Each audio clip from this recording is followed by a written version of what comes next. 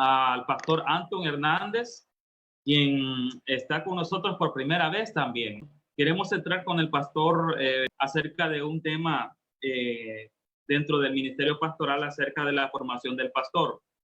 ¿Qué tipo de formación debe tener el pastor antes y cuando está dentro del ministerio? De eso queremos hablar un poco hoy en esta hermosa noche. Pastor Anton Hernández. Amén. Primeramente quiero hablar sobre la formación en sí, la importancia de la formación como el pastor, ya que el pastor debe saber que es una profesión muy diferente a las otras, pero que no carece de importancia como las otras. Un doctor no puede ser doctor sin antes haberse graduado, haberse preparado y haberse formado para llegar a ejercer esa profesión de doctor. Un abogado no puede ser abogado sin tener su debida formación académicamente en lo que se va a desenvolver. Y el pastor debe saber que él no puede ser pastor sin antes tener una formación en la escritura, porque es palabra la que él va a enseñar y tiene a cargo una multitud de personas a las cuales él tiene que dirigir y tiene que saber mantener, defender la fe de las personas y cómo presentarla. Entonces, primero que nada quiero hablar de a veces unas fallas que se ha tenido en los pastores. Lamentablemente, el 85% de los pastores evangélicos no tienen una preparación ni tienen una formación, lo cual ha sido problema de nacimiento de muchas herejías y divisiones a lo largo del tiempo. Pero ahora quiero hablar lo que es la importancia. Primero que nada, mencionar que durante décadas se ha creído que la letra mata. Es una famosa frase que le dicen al pastor y que el pastor, si no tiene el Espíritu Santo, le va a revelar. Y la gente dice, la letra mata, dice la Biblia, creyendo que el texto habla de la preparación teológica del pastor y la formación del pastor en la escritura, cuando en realidad el texto, que es 2 Corintios capítulo 3, versículo 6, donde dice que la letra mata, pero el espíritu vivifica, lo que está hablando es que la letra escrita en piedra, o sea, la ley siempre condenaba a muerte al pecador, que si era un pecador cometía una falta, moría apedreado, pero que el espíritu da vida. O sea, el cristiano espiritual tiene que buscar restaurar a la gente, o sea, el cristianismo busca restaurar a la gente. En ningún momento el texto está hablando en contra de una preparación en la escritura del pastor, de la teología. Igualmente, muchas veces se ha malinterpretado el texto cuando se dice que los apóstoles eran hombres sin letra, el cual está en Hechos capítulo 4, versículo 13, cuando aparece esa expresión, y la gente a veces, porque la gente cuando lee esta frase piensa que se está hablando de que los apóstoles ni siquiera saben leer o que son analfabetas, y la gente lo da por hecho. Los apóstoles ni leer podían y ellos predicaban con de nuevo la palabra, cuando el texto no está diciendo para nada de eso. Tenemos que saber que en Jerusalén y en todo Israel habían escuelas reconocidas, entre los cuales habían dos escuelas reconocidas, las cuales eran la escuela de Hillel y la escuela de Shammai, que probablemente nuestro Señor y Salvador Jesucristo se formó en la escuela de Hillel, ya que Hillel igualmente enseñaba 50 años antes de Cristo, de que no podemos hacerle al prójimo lo que no queremos que nosotros hagamos, pero Jesucristo vino más adelante y perfeccionó esta enseñanza. Pero el punto es, ¿quiénes dicen que los apóstoles son hombres sin letra? Primero que nada, los apóstoles han sido llevados delante del concilio, donde han venido fariseos, han venido seduceos, han venido escribas, están los doctos que estudiaban las escuelas reconocidas. Y cuando se refieren que los apóstoles eran hombres sin letras, están refiriendo que ellos no habían tenido una preparación en una escuela rabínica de alto nivel donde se tenía que pagar un alto precio, de estas mismas escuelas que mencionaba, de Hillel y Shammai, y la escuela de Gamaliel también. Y son los escribas, los fariseos y son los doctores en la ley quienes se dirigen a los apóstoles como hombres sin letras. E incluso los mencionan como personas del vulgo. Ellos estaban delante del concilio, delante de gente preparada. Mas, sin embargo, el mismo texto dice que los escribas, los sacerdotes reconocieron que ellos habían estado con Jesús, que estos discípulos habían caminado con Jesús, porque Jesús era reconocido como maestro en todo Israel. A Jesús no le decían rabí ni le decían maestro porque la gente creía que él era el Mesías o él era el Hijo de Dios. La gente ni siquiera sabía que él era el Mesías. Incluso Jesús les decía a los discípulos, no le digan a nadie que yo soy el Mesías.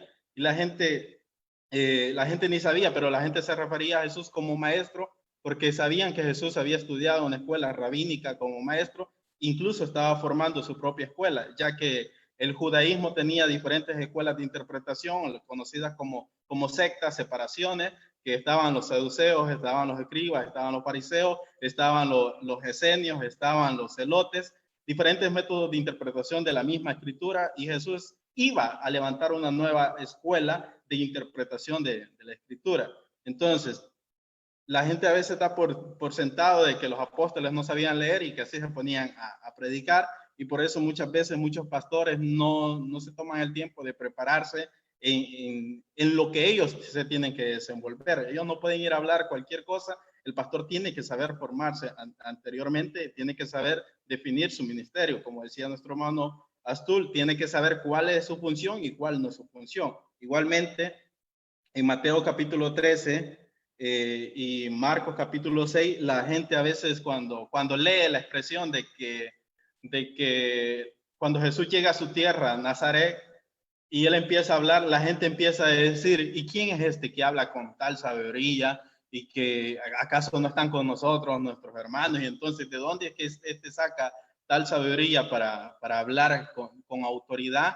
Y la gente piensa que cuando lee esto, dicen, Jesús ni siquiera estudió, Jesús ni siquiera se preparó, el Espíritu Santo le daba todo lo que había que hablar. Jesús tenía el respaldo del Espíritu Santo, el Espíritu Santo estaba sobre él, pero Jesús había tenido una preparación. Entonces, la gente cuando lee que Jesús llegó a Nazaret y lee que la gente decía esto, ¿y quién es este? No saben que Nazaret era una ciudad despreciada, una ciudad marginada, la cual no la consideraban de valor y que nada bueno podía salir de esa ciudad, que ningún maestro se podía levantar de esa ciudad. Por ejemplo, tenemos en Juan capítulo 1, versículo 46, cuando Felipe le llega a decir a Natanael que han encontrado al Mesías en Nazaret. Y Natanael le dice, ¿y que acaso puede salir algo bueno de Nazaret? Entonces, la gente de Nazaret, cuando ve a Jesús hablando con denuedo, lo que están haciendo es menospreciando a Jesús, porque dicen, este es de nosotros y de aquí no sale nada bueno. Y es por eso que Jesús dice, miren, todo maestro, todo profeta es honrado por todos lados, pero menos en su propia tierra.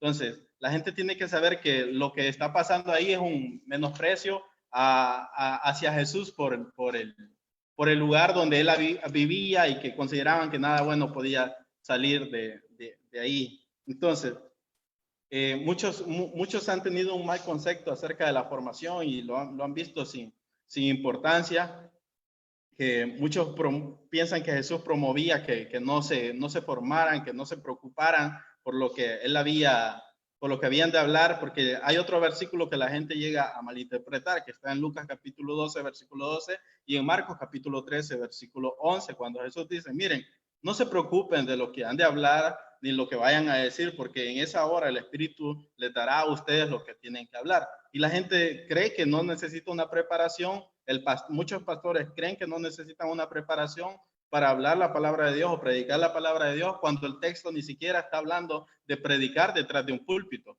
El texto está hablando de, Jesús les dice, miren, viene un tiempo en que ustedes los van a perseguir y los van a llevar delante del concilio, delante de los sacerdotes, y Jesús de lo que está hablando es una defensa personal. No está hablando de predicar detrás de un púlpito. El pastor tiene que formarse y predicar para predicar detrás de un púlpito. Jesús lo que está diciendo es, miren, cuando lo lleven a los tribunales, no se preocupen. El Espíritu Santo les va a dar para que muestren su defensa. Tenemos el ejemplo de Esteban, cuando es apedreado y él está hablando con denuedo y todos dicen que, porque no podían hacerle frente por la sabiduría con la que él estaba hablando, porque Esteban estaba lleno del Espíritu Santo. O sea, él está ahí, Esteban está delante del concilio. ¿Qué es lo que Pedro hace también cuando dicen que es hombre sin letras o cuando dicen que estos son hombres sin letras? Están delante del concilio. Dios les está dando la sabiduría para ellos saber hablar sabiamente, pero no está hablando de predicar detrás del púlpito. Todo predicador debe prepararse brevemente, ya que quite eso muchas veces que tiene, que a donde apunte el dedo es porque Dios me está diciendo que ahí predique. Eso es haraganería. Dios nunca va a apoyar la haraganería ni la insensatez. Dios lo que quiere es que la gente hable con denuedo. ¿Y por qué el cristiano debe prepararse, tiene que tener una formación antes, porque el pastor debe saber que él va a tener gente a su cargo, gente a la que él tiene que instruir, como el versículo, la cita bíblica que leía nuestro hermano al inicio, de que Jesús constituyó a unos apóstoles, a unos profetas, pero ¿para qué los constituye? Para edificación de la iglesia, para perfección de la iglesia. El pastor tiene que estar consciente que su trabajo no es ir a cuidar, no es simple y sencillamente ir a cuidar gente o vivir de la gente. El pastor tiene que saber que su trabajo es ir a formar gente y procurar formar a Cristo en la gente. Pero si el pastor no tiene una preparación, si él no sabe qué es lo que tiene que hacer, muchas veces va a terminar haciendo un trabajo que a él no le corresponde o va a terminar confundiendo a la gente, que es lo que ha causado la falta de preparación.